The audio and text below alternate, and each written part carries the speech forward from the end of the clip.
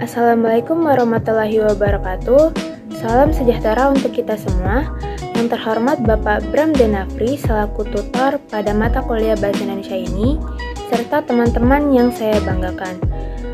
Di hari yang berbahagia ini, marilah kita panjatkan puji dan syukur kehadirat Allah Subhanahu wa Ta'ala, yang mana atas izinnya saya diberi kesempatan untuk menjelaskan mengenai gagasan COVID-19.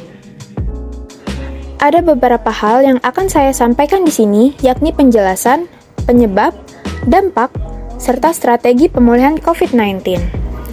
Di awal tahun 2020, dunia menghadapi krisis kesehatan global dan sosial ekonomi yang belum pernah terjadi sebelumnya. Di masa ini, kehidupan pada jutaan anak dan keluarga seakan terhenti. Pembatasan sosial dan penutupan akses sekolah berdampak pada pendidikan, kesehatan mental, dan akses kepada layanan kesehatan dasar. Hal ini disebabkan adanya COVID-19. Untuk mengetahui lebih lanjut, apa itu COVID-19? Coronavirus Disease 2019 atau yang biasa disingkat COVID-19 adalah penyakit menular yang disebabkan oleh virus SARS-CoV-2 yang dimana termasuk ke dalam keluarga besar coronavirus yang sama dengan penyebab SARS pada tahun 2003. Penderita COVID-19 ini dapat mengalami demam, batuk kering, dan kesulitan bernapas. Sebagian besar orang yang tertular mengalami gejala ringan hingga sedang dan akan pulih tanpa penanganan khusus. Namun, ada juga sebagian mengalami sakit parah dan memerlukan bantuan medis. Seperti yang kita ketahui, COVID-19 ini diawali dengan munculnya wabah pneumonia di kota Wuhan, Tiongkok pada Desember 2019 dan menyebar ke negara lainnya mulai Januari 2020.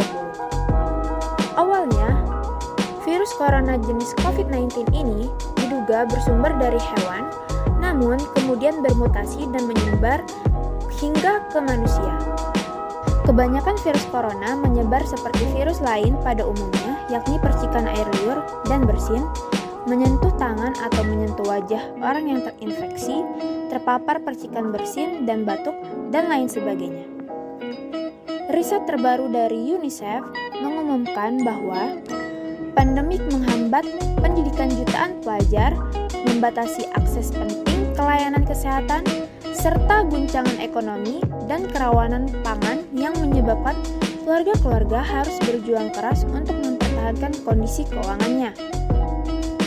Karena ada guncangan ekonomi dalam jangka panjang, dapat menyebabkan efek berbahaya pada kesehatan dan tumbuh kembang anak, di mana beberapa harus rawat inap, kekurangan zat besi, risiko perkembangan, dan masalah perilaku. Selain itu, perubahan rutinitas sehari-hari akibat kebijakan penutupan sekolah, isolasi sosial, dan ketidakpastian ekonomi menyebabkan anak-anak mengalami tekanan psikologi, baik secara mental maupun emosional. Beberapa strategi pemulihan dan pencegahan penularan COVID-19 dapat dilakukan dengan cara yang pertama adalah vaksinasi. Vaksinasi merupakan cara terbaik untuk mencegah COVID-19. Vaksinasi ini bertujuan untuk membentuk kekebalan tubuh terhadap virus corona. Yang kedua, yaitu menggunakan masker dengan benar baik dalam keadaan sakit maupun sehat. Apabila masker sudah digunakan, diwajibkan membuang ke tempat sampah. Dan yang terakhir, meningkatkan daya tahan tubuh dengan menjalani pola hidup sehat seperti mengonsumsi makanan bergizi, berolahraga secara rutin, beristirahat secara cukup, dan mencegah stres. Sekian penjelasan gagasan saya yang dapat saya sampaikan.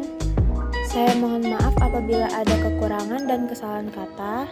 Semoga gagasan saya yang saya sampaikan ini dapat bermanfaat bagi kita semua. Sekian dan terima kasih. Wassalamualaikum warahmatullahi wabarakatuh.